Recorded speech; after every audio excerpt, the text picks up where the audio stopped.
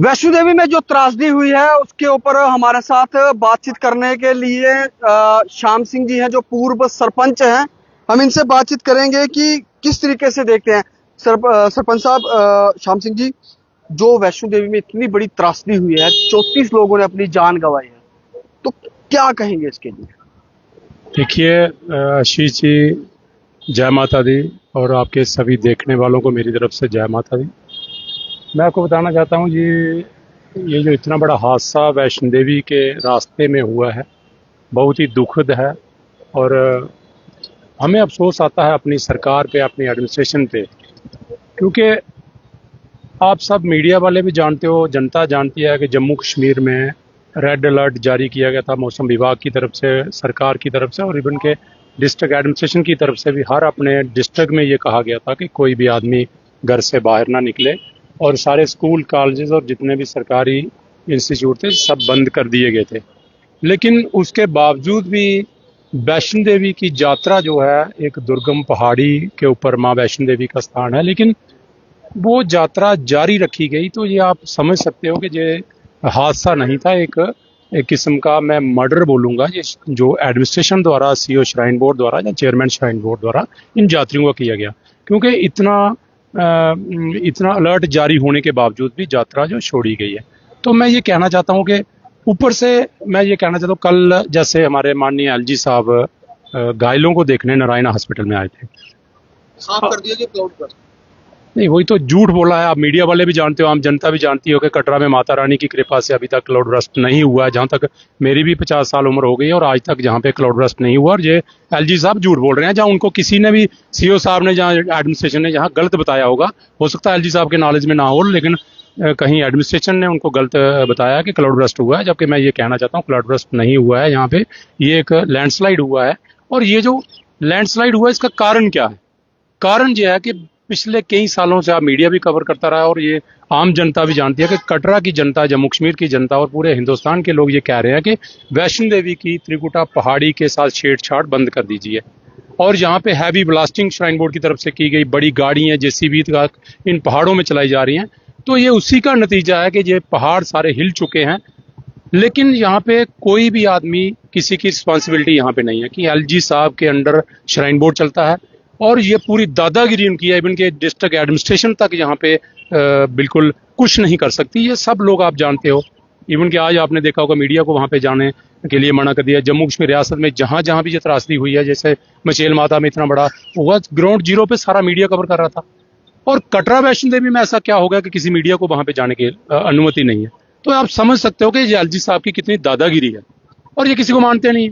Even के आप देख लो, यहाँ पे सरकारी प्रोग्रामों में, यहाँ पे रिपब्लिक डे पे, यहाँ पे जो फंक्शन होता है उसमें सीओ श्राइन बोर्ड यहाँ पे फ्लैग होस्टिंग करता है, जबकि गवर्नमेंट की तरफ से सर्कुलर जारी किया जाता है कि कौन कौन से स्टेशन पे कौन कौन वो करेगा। यहाँ एसडीएम साहब करेंगे, लेकिन जहाँ पे सीओ श्राइन बोर्ड करता है।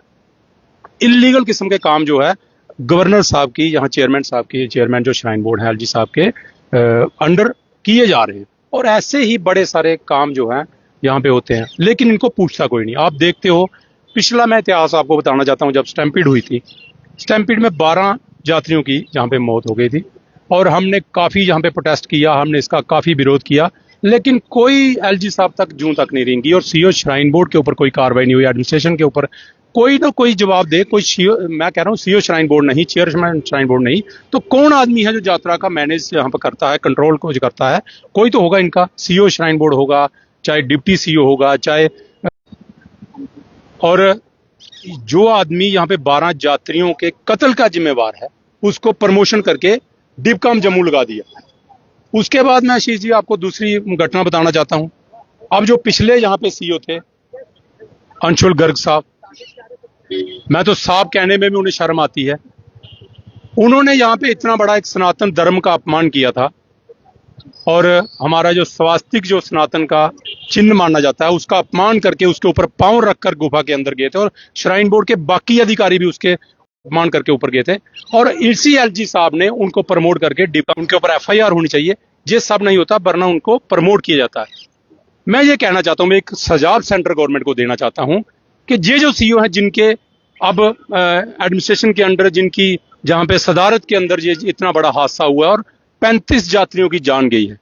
अगर 12 यात्री जिनके निगरानी में जिनका कत्ल हुआ है उनको आपने डिबकाम लगा दिया, जिन्होंने सनातन का अपमान किया, स्वास्थ्य के ऊपर पांव रखकर यहाँ पे गुजरे वो, और इतना अपमान करने के बाद उन्होंने उनको प्रमोशन करके डिबकाम श्रीनगर लगा दिया।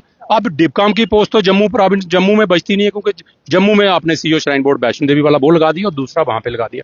मैं ये कहना चाहता हूं कि सेंट्रल गवर्नमेंट को इस सीओ को जिसने 35 यात्रियों का कत्ल किया, इसको प्रमोट करके आप चीफ सेक्रेटरी लगा देना चाहिए और एलजी साहब को प्रमोट करके अभी राष्ट्रपति बना देना चाहिए, क्योंकि इन्होंने तो इतने बड़े कत्ल किए हैं, इतने बड़े यात्रियों के इनके क्यों चेयरमैन श्राइन बोर्ड तो वो हैं, जवाबदेही उनकी बनती है। अब पिछले दिनों हाई कोर्ट में भी लोग गए और बड़ी बड़ी वहां पे PIL भी दायर की गई, लेकिन सरकार जवाब देने को तैयार ही नहीं है, क्योंकि सरकार कौन है? एलजी साहब, और एलजी साहब के अंडर ये श्राइन बोर्ड चलता है। यहाँ पे जो मर्जी हो जाएगा, कोई पूछने वाला नहीं है। मैं आपको बताना चाहता हूं, मैं आपके माध्यम से सेंट्रल सरकार से, मोदी जी से, अमित शाह जी से ये कहना चाहता हूं, कृपा करके इन हिंदुओं का कत्ल बंद कर दीजिए और इन ऑफिसरों को जो यहाँ पे लगाए हुए एलजी साहब हैं, चाहे सीओ श्राइन बोर्ड, इन्हें फौरन बर्खास्त करके इनके ऊपर FIR लगनी चाहिए। क्योंकि ये अगर एडवाइजरी स्टेट गवर्नमेंट की तरफ से जारी की गई थी, डिस्ट्रिक्ट एडमिनिस्ट्रेशन की तरफ से जारी की गई थी, तो उसका उल्लंघन अगर इन्होंने किया है तो इनके ऊपर FIR बनती है, चाहे वो सीओ श्राइन बोर्ड हो, चाहे चेयरमैन श्राइन बोर्ड हो, चाहे दूसरा श्राइन बोर्ड का कोई अधिकारी जो भी ट्रैक पे रिस्पॉन्सिबल था, उसके ऊपर कार्रवाई होनी चाहिए। ये मेरा मानना है। धन्यवाद श्याम सिंह जी। ये थे हमारे साथ श्याम सिंह जी, पूर्व सरपंच हैं और हर वक्त लड़ते आए हैं अपने हक के लिए, सबके हक के लिए। क्या कुछ इन्होंने कहा JK मीडिया के माध्यम से, आप हमें कमेंट बॉक्स पर अपनी राय जरूर रखें। आप देखते रहे JK मीडिया, मैं आपके साथ आशीष शर्मा, कटरा से। जय माता दी।